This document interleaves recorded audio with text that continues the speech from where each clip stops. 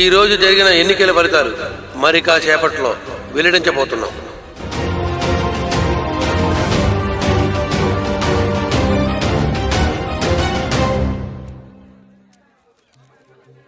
మీకు ఇక్కడ డిపాజిట్ దక్కే పొజిషన్ కూడా లేదు. రిజల్ట్ వినడానికి వచ్చారా? అలాంటిదేది జరగకూడదని తెలిసే ఈ ఎలక్షన్ ముందు రోజు ఇంటికి 200 చొప్పున ఇచ్చా. నేను ఒక ఓటుకి 500 ఇచ్చాను రా ఎద్దావా.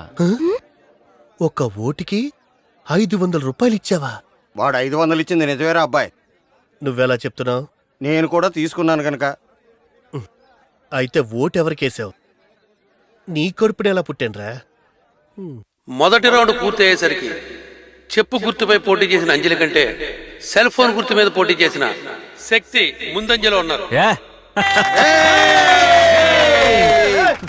అందుకే చెప్పాను చెప్పు గుర్తొద్దని.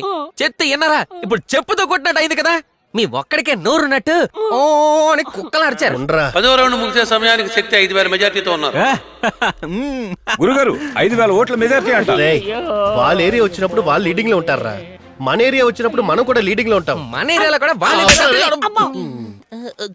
ఏంట్రా ఒక్కొక్కడు తెగరెచ్చిపోతున్నాడు? నిలబడండ్రా, నిలబడితే తెలుస్తుంది ఆ బాధ ఏంటో. కడుపు రగిలిపోతుందిరా. రై ఇక్కడి నుంచి పోరాడు. నాన్నరా అసలు నిజంగా నువ్వు తండ్రివేనా? వాడి దగ్గర 500 అడుక్కున్నావు, సిగ్గులేదు? ఈ రోజు జరిగిన ఈ ఎన్నికల్లో సెల్ ఫోన్ గుర్తుపై పోటీ చేసిన శక్తి కంటే చెప్పు గుర్తుపై పోటీ చేసిన అంజలి 7000 ఓట్ల మెజార్టీతో విజయం సాధించారు.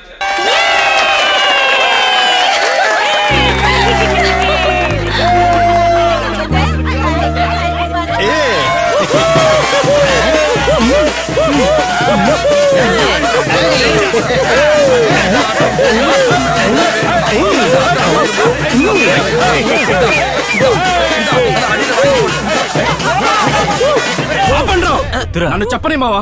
ఎరా గెలిచారని వెర్రవీగుతున్నారా? మీకు మీరుగా గెలవలేదురా, మా ఓడు మిమ్మల్ని గెలిపించాడు.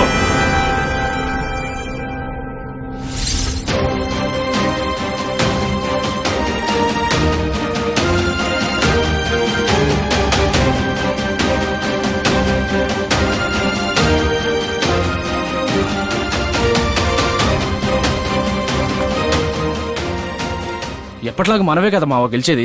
ఎందుకు ఇలా బాక్సులు మారుస్తున్నావు? మనం గెలవడం కోసం కాదురా, అంజలిని గెలిపించడం కోసం. ఏమంటున్నావు మావా? లవ్లో తను ఓడిపోయిందిరా. ఎలక్షన్లో అయినా గెలవని. ఓడిపోతే నాన్నకి ఏమని సమాధానం చెప్తావు? ఈ విషయం నాన్నకు తెలియకూడదు. పద. తను ఓడిపోయి మిమ్మల్ని గెలిపిస్తే తన ముందే చిందులేస్తున్నారా?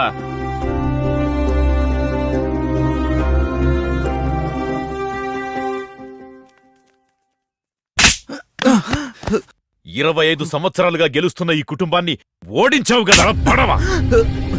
నిన్నే నమ్ముకొని వచ్చిన అమ్మాయిని గెలిపించడానికి బదులు ఓడిస్తావా? అడుగుతున్నాను కదరా, చెప్పు.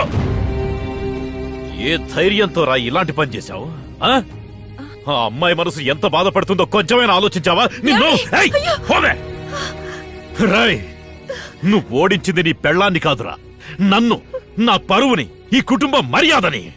ఇప్పటి వరకు ఈ కుటుంబం మీద జనం పెట్టుకున్న నమ్మకాన్ని వమ్ము చేశావు కదరా దుర్మార్గుడా. మీరు ఎలక్షన్లో నిలబడి ఓడిపోయినందుకే ఇంత బాధపడుతున్నారే. నాన్నా, నేను జీవితంలోనే ఓడిపోయాను.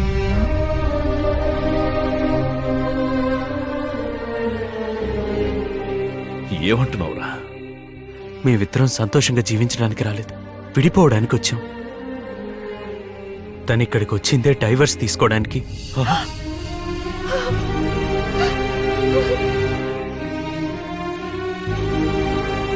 మీ మర్యాద కాపాడడానికి, కుటుంబ గౌరవం కాపాడడానికి మీ మాట కాదని లేక తన మెళ్ళో తాళి కట్టాను నాన్న.